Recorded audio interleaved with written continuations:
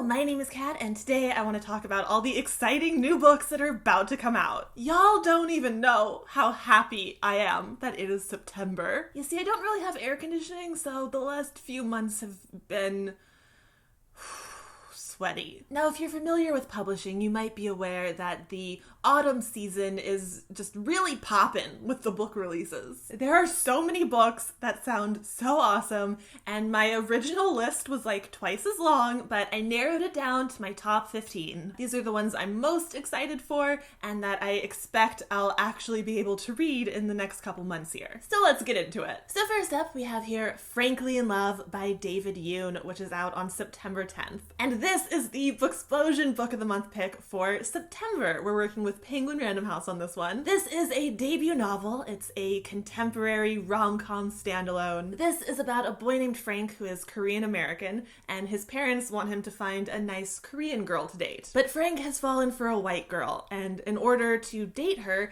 he forms this arrangement with a Korean American girl at his school where they are essentially going to pretend to date each other to appease their parents, but they're going to have their own relationships that they want on the down low. Things obviously get complicated, as tends to happen with the fake dating trope, which is one of my faves. So yeah, this sounds super fun and super cute, and I'll go ahead and put all of the BOOKSPLOSION info down below if you're interested in joining our read-along this month. Next up, I want to talk about the October book of the month, which is Fountains of Silence by Ruta Sepetys. This comes out on October 1st, and we're also working with Penguin Random House on this one. This is a standalone historical novel that takes place in 1957 Madrid after the Spanish Civil War. We follow several main characters from different walks of life, and their stories all interweave, and we get to see how the lingering effects of this war are still impacting the people here. Ruta Sepetys is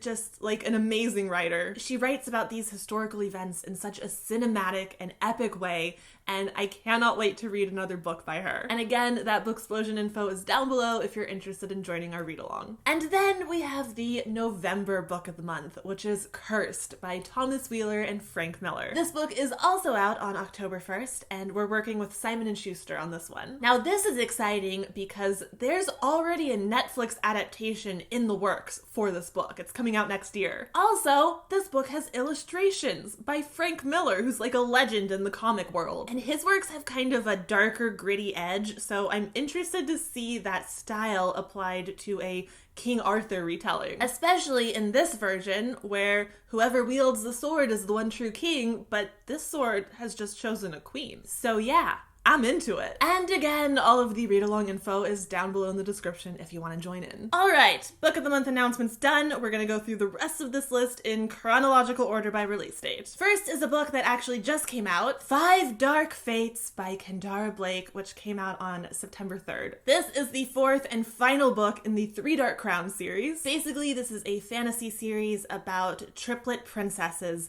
where in order for one of them to become queen, she has to kill her 2 sisters.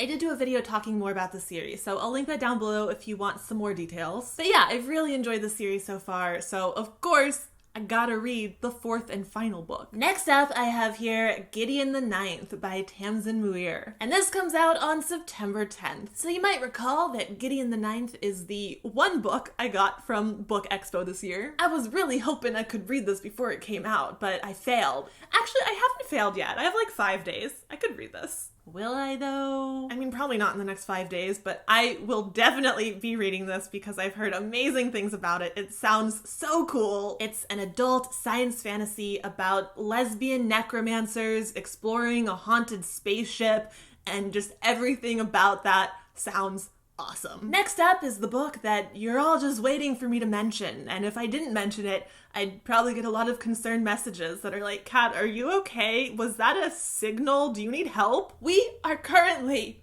about 2.5 weeks away from a Carry On sequel, and as expected, I have zero chill. Unless you're like brand new around these parts, then you probably know that Carry On is my favorite book. And I've already made several videos, so if you want to know more about book 1, you can watch my review. And if you want to know more about my theories and hopes for book 2, you can watch my cover reaction video. I'll link those below. And if you want to see me completely lose my mind while I read this book, then tune in later this month because I'm gonna try to do a reading vlog. Also out on September 24th is The Bone Houses by Emily Lloyd-Jones. This is a standalone fantasy. Love that in a book. And it's about a girl who is a gravedigger in this remote village where the dead don't always stay dead. And then this boy arrives at the village and the risen dead start attacking with a new ferocity. So our two main characters meet and have to work together to figure out what's going on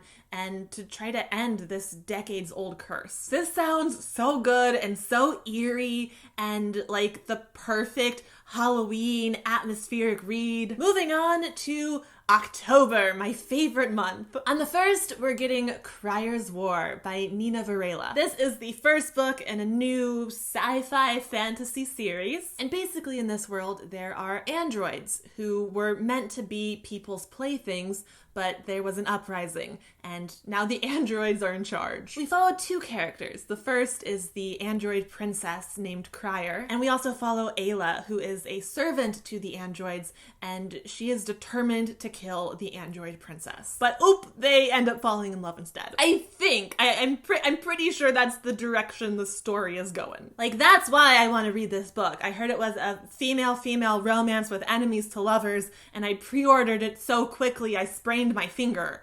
Not really, but like, almost. Next up is The Beautiful by Renee Adier, and this is out on October 8th. And I'm also working with Penguin Random House on this one. So I was sold on this book like immediately just because vampires. I love vampire stories. Like, they never get old for me. They never die. And I am so excited that vampire books are coming back. This takes place in 1872 in New Orleans, where the city is ruled by vampires hiding in plain sight. Our main character arrives in New Orleans and becomes embroiled in the glitzy underworld of the city, where she finds potential romance, and also she finds herself dragged into this murder mystery where she might be the serial killer's next victim. And that is just like all of the yes. It's a strong yes from me. And then we gotta talk about Ninth House by Leigh Bardugo. This is also out on October 8th, and there is just so much hype and so much buzz surrounding this book, but I don't really know what to expect because this sounds very different from the other Leigh Bardugo books I've read. You know, it's an adult novel and it takes place in the modern world at a college at Yale. It's about secret societies with occult connections. Our main character is a 20-year-old woman who is the sole survivor of this horrific homicide, and she's offered a full ride to Yale for some mysterious reason, which I'm sure we'll find out why if we read the book. The next book that I want to talk about is Tarnished Are the Stars by Rosie Thor, which is out October 15th. This is a standalone sci-fi fantasy. It is a queer adventure novel set in space. We have three main characters in this book. One of them deals with black market medical supplies, and then another is the commissioner's son who is trying to stop the black market dealer. And then the third main character is an assassin who is after the commissioner's son. So all of their goals and stories intertwine, and cue space adventure. And as for the queer rep, I believe one of the main characters is aromantic and asexual, and then there's also a female-female romance.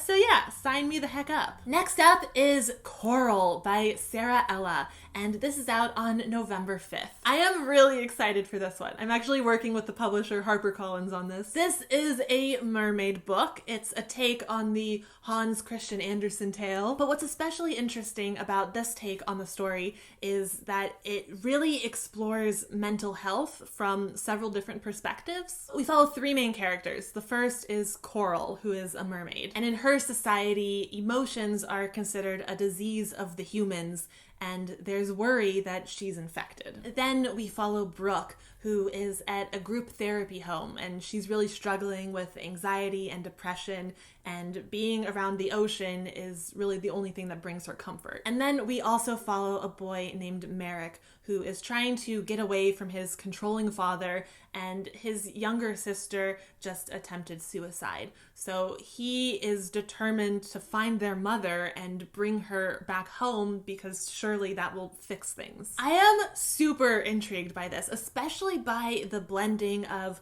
fantasy. You know, we have the mermaid aspect, but then it sounds like all of the characters are dealing with very contemporary human problems. And I think that blending, that juxtaposition is going to be really interesting and compelling. Next up is Supernova by Marissa Meyer, and this is out on November 5th. This is the third and final book in the Renegades trilogy, which was originally a duology. So I've been just like really eager for the conclusion to the story. This is a sci-fi dystopian kind of book about superheroes and supervillains. I loved the first book and I really enjoyed the second one, even though it did feel kind of like a bridge book. So yeah, I'm really, really excited for this finale. Marissa Meyer's other series, The Lunar Chronicles, is one of the few YA series that I feel had a spectacular final book and just like really nailed the conclusion. So I'm really, really hoping that